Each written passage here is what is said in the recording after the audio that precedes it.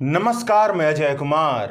जिन कंपनियों पर घटिया दवाइयां बनाने के नाम पर छानबीन चल रही है, उन कंपनियों ने इलेक्टोरल बॉन्ड के जरिए करोड़ों रुपए का चुनावी चंदा दिया है। जो फार्मा कंपनियां ड्रग टेस्ट में फेल हो गई हैं, उन कंपनियों ने इलेक्टोरल बॉन्ड के जरिए करोड़ों रुपए का चुनावी चंदा दिया है। इन कंपनियों की वे दवाइयां ड्रग टेस्ट में फेल हुई हैं जो blood pressure, cancer, diabetes, heart failure जैसी बीमारियों के इलाज में दी जाती हैं। मतलब यह संभावना बनती है कि इन कंपनियों की इन बीमारियों से जुड़ी हुई दवाइयां बिना ड्रग टेस्ट में पास हुए ही मरीजों के इस्तेमाल के लिए बाजार में भेज दी गई हों। कई कंपनियां तो ऐसी हैं जो ड्रग टेस्ट में 1, 2 और 3 बार नहीं फेल हुई हैं, 5, 6, 7 बार फेल हुई हैं। दवाओं की क्वालिटी में जिस तरह की खामियां पाई गई है, उन खामियों पर जानकारों का कहना है कि उनका लाइसेंस सस्पेंड हो जाना चाहिए था, उनका लाइसेंस रद्द हो जाना चाहिए था। इलेक्टोरल बॉन्ड के खुलासे से यह आंकड़ा भी निकल करके आता है कि ड्रग टेस्ट में फेल ज्यादातर दवा कंपनियों का चंदा भाजपा के खाते में गया है। कायदे से सरकार को इन कंपनियों पर ठोस कार्रवाई करनी चाहिए थी। साफ साफ दिख रहा है कि ये कंपनियां लोगों की जान के साथ खिलवाड़ कर रही हैं, मगर संभावना तो यह दिख रही है कि यह कंपनियां चुनावी चंदा दे करके पूरे धूमधाम के साथ अपनी दवाइयों को बेचने का धंधा जारी रखी हुई होंगी। बीबीसी पर राघवेंद्र राव और सादाब नजमी ने दवा टेस्ट में फेल होने वाली उन फार्मा कंपनियों के बारे में विस्तृत रिपोर्ट लिखी है जिन्होंने करोड़ों रुपए का इलेक्टोरल बॉन्ड खरीद कर चुनावी चंदा दिया है। तो थोड़ा इन कंपनियों के बारे में जान लेते हैं, उसके बाद आगे पूरे के पूरे विचार पृष्ठभूमि पर बात करेंगे। टोरेंट फार्मास्यूटिकल लिमिटेड गुजरात के अहमदाबाद की कंपनी है। साल 2018 से लेकर 2023 के बीच इस कंपनी की बनाई 3 दवाओं के ड्रग टेस्ट फेल हो गए। ड्रग टेस्ट में फेल हुई इन दवाइयों में दिल का दौरा पड़ने के इलाज के लिए दी जाने वाली दवाई शामिल है, लंबे समय तक दस्त से छुटकारा पाने के लिए दी जाने वाली दवाई शामिल है। इलेक्टोरल बॉन्ड के आंकड़ों के खुलासों से पता चलता है कि इस कंपनी ने अप्रैल 2019 से लेकर के मार्च 2024 के बीच में करीब 77 करोड़ रुपए के इलेक्टोरल बॉन्ड खरीदे हैं और इन 77 करोड़ रुपए में से 61 करोड़ रुपया भारतीय जनता पार्टी को दिए गए हैं, 5 करोड़ रुपया कांग्रेस को दिया गया है। सिप्ला लिमिटेड मुंबई की कंपनी है। साल 2018 से लेकर के 2023 के बीच इस कंपनी की बनाई दवाओं के 7 बार ड्रग टेस्ट फेल हुए हैं। इस कंपनी की जिन दवाओं के टेस्ट फेल हुए, उन दवाओं में शामिल दवा का इस्तेमाल कोलेस्ट्रॉल को कम करने के लिए, हृदय रोगों के खतरे को कम करने के लिए किया जाता है। Cancer, chemotherapy, radiation therapy, surgery के कारण होने वाली मतली और उल्टी को रोकने के लिए किया जाता है। इस दवा कंपनी ने 2019 और 2022 के बीच में 39 करोड़ रुपए के इलेक्टोरल बॉन्ड खरीदे। इनमें से 37 करोड़ रुपए के बॉन्ड बीजेपी को दिए गए और 2 करोड़ रुपए के बॉन्ड कांग्रेस को दिए गए। सन फार्मा लिमिटेड का मुख्यालय मुंबई में है। साल 2020 से लेकर के 2023 के बीच में यह कंपनी 6 बार ड्रग टेस्ट में फेल हो गई है। जो दवाइयां ड्रग टेस्ट में फेल हुई, उन दवाइयों का इस्तेमाल हाई ब्लड प्रेशर, सीने में दर्द, हार्ट फेलियर जैसी बीमारियों के इलाज में होता है। इस कंपनी ने 31.5 करोड़ रुपए का इलेक्टोरल बॉन्ड के जरिए चुनावी चंदा दिया है और सारा चुनावी चंदा भाजपा के खाते में गया है। हेट्रो ड्रग्स लिमिटेड और हेट्रो लैब्स लिमिटेड, इस कंपनी की दवाएं साल 2018 से लेकर के 2021 के बीच 7 बार ड्रग टेस्ट में फेल हो रही हैं। जो दवाई ड्रग टेस्ट में फेल रही वह डायबिटीज के मरीजों को दी जाती है। इस कंपनी का मुख्यालय हैदराबाद में है। इस कंपनी ने इलेक्टोरल बॉन्ड के जरिए 25 करोड़ रुपए की इलेक्टोरल बॉन्ड खरीदे, 20 करोड़ का चुनावी चंदा भारत राष्ट्र समिति को दिया, मतलब उस समय की जो बीआरएस की पार्टी सत्ता में थी तेलंगाना राज्य में, और 5 करोड़ रुपए का चुनावी चंदा भारतीय जनता पार्टी को। इंटास फार्मास्यूटिकल लिमिटेड गुजरात के अहमदाबाद की फार्मा कंपनी है। इस कंपनी की बनाई गई दवा एनाप्रिल ड्रग टेस्ट में फेल रही। यह दवा हार्ट फेलियर के इलाज के लिए दी जाती है, हाई ब्लड प्रेशर के दौरान दी जाती है। अक्टूबर 2022 में करीब 20 करोड़ रुपए का इलेक्टोरल बॉन्ड इसने खरीदा और सारा का सारा पैसा भारतीय जनता पार्टी के खाते में गया, क्योंकि गुजरात राज्य में भी सरकार भारतीय जनता पार्टी की है और केंद्र में भी भारतीय जनता पार्टी की सरकार है। आईपीसीएल लैबोरेटरीज लिमिटेड, इस कंपनी की मलेरिया की रोकथाम से जुड़ी हुई दवा ड्रग टेस्ट में फेल रही। इस कंपनी ने 13.5 करोड़ रुपए का इलेक्टोरल बॉन्ड खरीदा है, जिसमें से 10 करोड़ रुपए तो केवल भाजपा को दे दिए गए हैं। ग्लेनमार्क फार्मास्यूटिकल लिमिटेड की दवा 6 बार ड्रग टेस्ट में फेल हुई। ड्रग टेस्ट में फेल इस दवा का इस्तेमाल हाई ब्लड प्रेशर और डायबिटीज के मरीज करते हैं। इस कंपनी ने 9 करोड़ 75 लाख रुपए का इलेक्टोरल बॉन्ड खरीदकर पूरा का पूरा चुनावी चंदा भाजपा के खाते में दे दिया। चुनावी चंदा की अवधारणा में यह शामिल है कि जिसे लगता है कि अमुक पॉलिटिकल पार्टी जनता की भलाई अच्छे तरीके से कर सकती है, उसे सत्ता में पहुंचना चाहिए, तो वह उस पॉलिटिकल पार्टी को चुनाव लड़ने के लिए पैसा दे सकता है।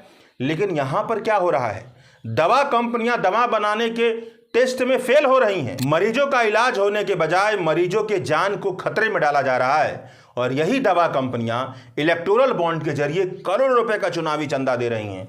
सबसे ज्यादा चुनावी चंदा भाजपा को मिल रहा है, उस भाजपा को जिसकी केंद्र में सत्ता है। तो आप खुद ही निष्कर्ष निकालिए कि इसके क्या क्या निष्कर्ष निकल सकते हैं।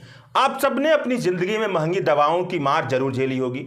आप में से कईयों ने अपनी जिंदगी में कभी ना कभी वैसे मरीजों को भी जरूर देखा होगा जो महंगी दवाइयों और महंगे इलाज के चक्कर में जिंदगी भर कर्ज के बोझ में डूबे रहते हैं। आप में से कईयों ने वैसे लोगों को भी जरूर देखा होगा जिनकी जेब में इतना पैसा नहीं है कि वह ढंग का इलाज करवा पाएं।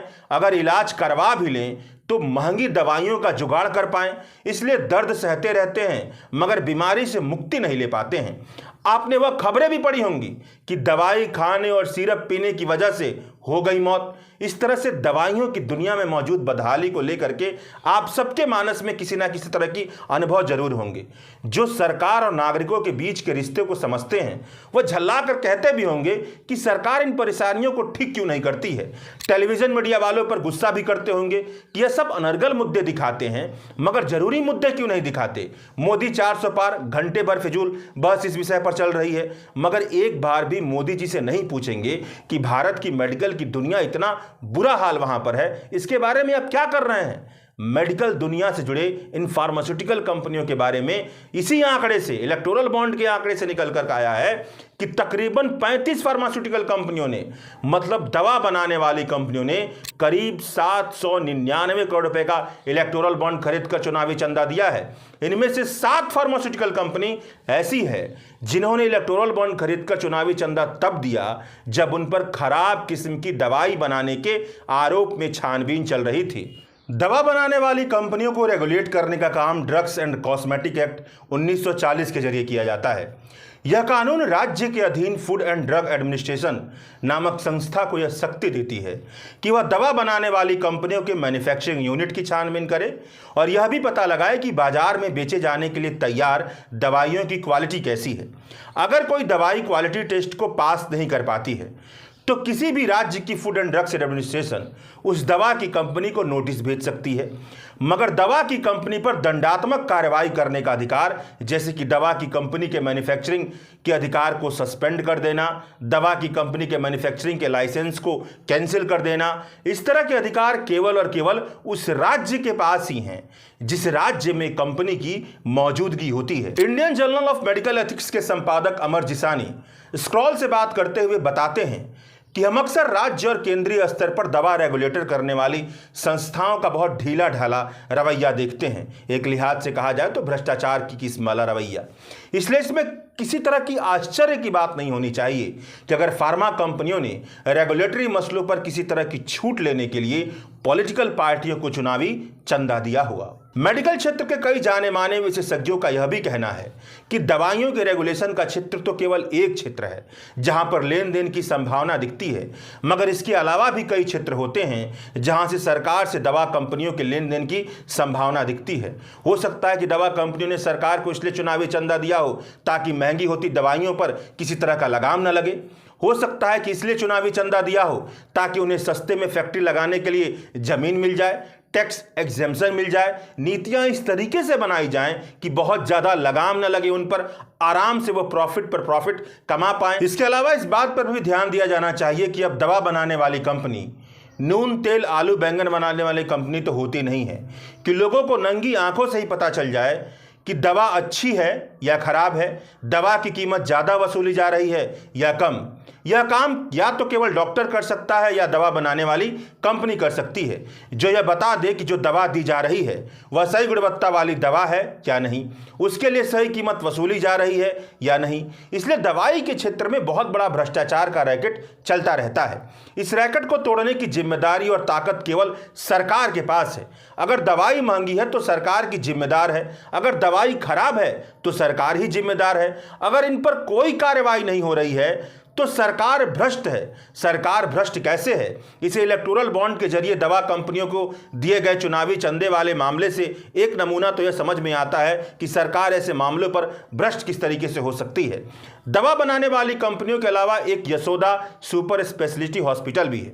यह हॉस्पिटल तेलंगाना में है। इस अस्पताल ने 2021 से लेकर के 2023 के बीच 162 करोड़ रुपए के इलेक्टोरल बॉन्ड खरीदकर चुनावी चंदा दिया है। इसी बीच दिसंबर 2020 में इस हॉस्पिटल पर इनकम टैक्स डिपार्टमेंट का छापा पड़ा था। 162 करोड़ रुपए में से 94 करोड़ रुपए के चंदे भारत राष्ट्र समिति पार्टी को मिले, 64 करोड़ रुपए के चंदे कांग्रेस को और 2 करोड़ रुपए के चंदे भाजपा को मिले हैं। यह आंकड़े साफ साफ बता रहे हैं कि जिस किसी के हाथ में भी सरकार है, जिस पॉलिटिकल पार्टी के हाथ में सरकार है, उसने अपनी शक्ति का बहुत ही गलत इस्तेमाल किया है। यहाँ पे सब के सब दोषी दिखाई दे रहे हैं, भाजपा से लेकर भारतीय राष्ट्र समिति तक, कांग्रेस से लेकर के अन्य तमाम पार्टी तक।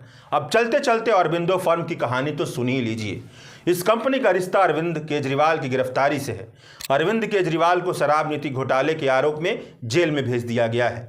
इसी मामले में अरबिंदो फर्मों के डायरेक्टर शरथ रेड्डी को प्रवर्तन निदेशालय ने गिरफ्तार किया था। अब वह इस मामले में सरकारी गवाह बन चुके हैं। शरथ रेड्डी के अरबिंदो फार्मो ने भी इलेक्टोरल बॉन्ड के जरिए चुनावी चंदा दिया है। अरबिंदो फार्मो ने कुल मिलाकर के 52 करोड़ रुपए का इलेक्टोरल बॉन्ड खरीदा है, जिनमें से 34.5 करोड़ रुपया बीजेपी के हिस्से में गया है। प्रतिशत निकाला जाए तो बीजेपी को 66% मिला है। शरथ रेड्डी की गिरफ्तारी के 5 दिन बाद ही इस कंपनी ने बीजेपी को 5 करोड़ रुपए का चुनावी चंदा इलेक्टोरल बॉन्ड के जरिए दिया था। शरथ रेड्डी ने माफी मांगी, सरकारी गवाह बनने की अर्जी डाली। सरकारी गवाह बनने के बाद अरबिंदो फार्मो ने भाजपा को नवंबर 2023 में 25 करोड़ रुपए का एक और चुनावी चंदा दे दिया। अब आप इलेक्टोरल बॉन्ड को भाजपा की वसूली का धंधा नहीं कहेंगे तो और क्या कहेंगे? शुक्रिया। द वायर के और वीडियोस देखने के लिए सब्सक्राइब करें और बेल आइकन पर क्लिक करें। स्वतंत्र पत्रकारिता की आर्थिक मदद करने के लिए डिस्क्रिप्शन में दिए गए लिंक पर जाएं और अपनी राशि चुनें।